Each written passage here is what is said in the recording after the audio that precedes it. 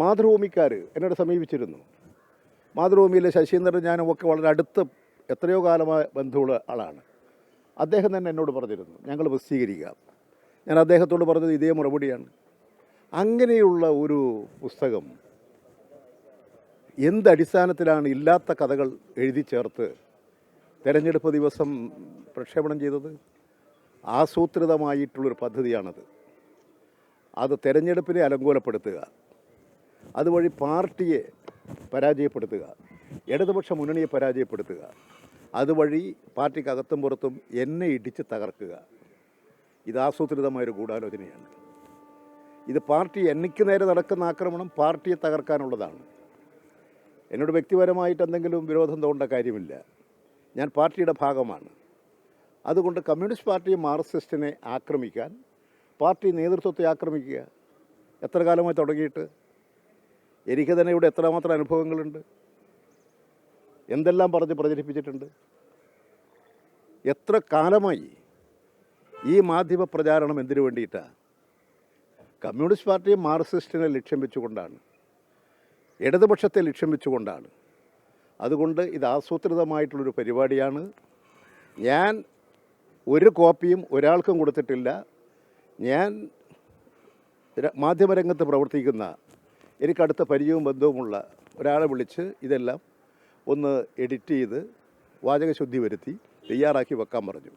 എല്ലാം പൂർത്തീകരിച്ചു കഴിഞ്ഞാൽ ഇതാകെ ഒന്ന് വായിച്ചു നോക്കി അതിൻ്റെ അടിസ്ഥാനത്തിൽ എന്തെങ്കിലും തിരുത്തലുകളോ കൂട്ടിച്ചേർക്കലുകളോ ആവശ്യമുണ്ടെങ്കിൽ അതെല്ലാം വെച്ചുകൊണ്ട് അത് അവസാനമായി ഫൈനലൈസ് ചെയ്ത് കഴിഞ്ഞാൽ സ്വാഭാവികമായും എനിക്ക് പ്രസിദ്ധീകരിക്കാൻ കൊടുക്കാൻ പറ്റില്ല. കാരണം കമ്മ്യൂണിസ്റ്റ് പാർട്ടി മാർക്സിസ്റ്റിൻ്റെ ഭരണഘടന അനുസരിച്ച് പാർട്ടി മെമ്പർമാർ എന്തെങ്കിലും പുസ്തകങ്ങളോ മറ്റോ പ്രസിദ്ധീകരിക്കുന്നുണ്ടെങ്കിൽ അത് കവിതകളാകട്ടെ, അതുപോലെ തന്നെ ലേഖനങ്ങളാകട്ടെ, കഥകളാകട്ടെ പ്രസിദ്ധീകരിക്കണമെങ്കിൽ അത് അവരുടെ പാർട്ടിയുടെ ഘടകത്തിൻ്റെ അനുവാദം വാങ്ങണം.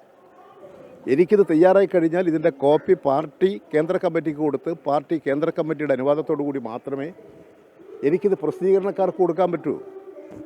ഇതെല്ലാം അറിയുന്നത് കൊണ്ടാണ് ഞാൻ എല്ലാവരോടും പറഞ്ഞത് ഇത് കഴിയട്ടെ, പൂർത്തിയാക്കട്ടെ. ഞാൻ എഴുതിക്കൊണ്ടിരിക്കുകയാണ്. ഇപ്പോഴും പൂർത്തിയായില്ലല്ലോ. അതല്ലേ ഈ വാർത്ത സൃഷ്ടിച്ചത്. ഞാൻ ഈ വാർത്ത വന്ന ഉടനെ തന്നെ ആദ്യം ഇതെല്ലാം എഡിറ്റ് ചെയ്ത് തയ്യാറാക്കാൻ ചുമതലപ്പെടുത്തിയ ആളെ വിളിച്ചു.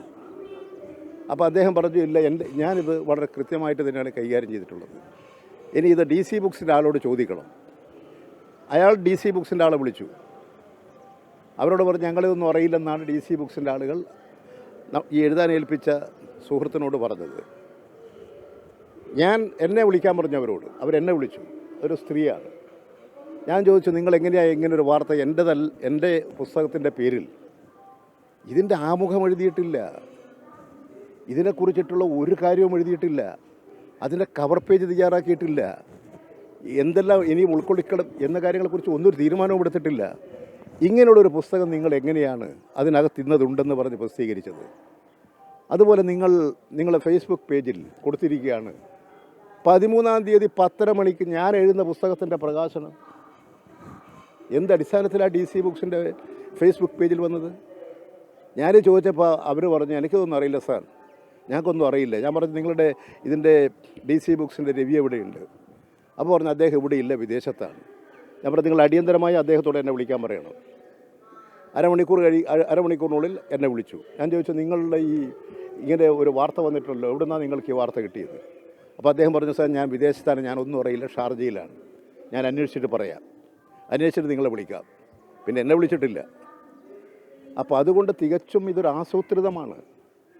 ടൈംസ് ഓഫ് ഇന്ത്യയെ മുന്നിൽ നിർത്തി മറ്റ് പത്രങ്ങളിൽ വാർത്ത കൊടുപ്പിച്ച് മറ്റ് മാധ്യമങ്ങളുടെ ലീഗൽ പ്രൊട്ടക്ഷൻ ഉറപ്പുവരുത്തിച്ചിട്ട് നടത്തിയിട്ടുള്ള ആസൂത്രിതമായൊരു പദ്ധതിയാണ്.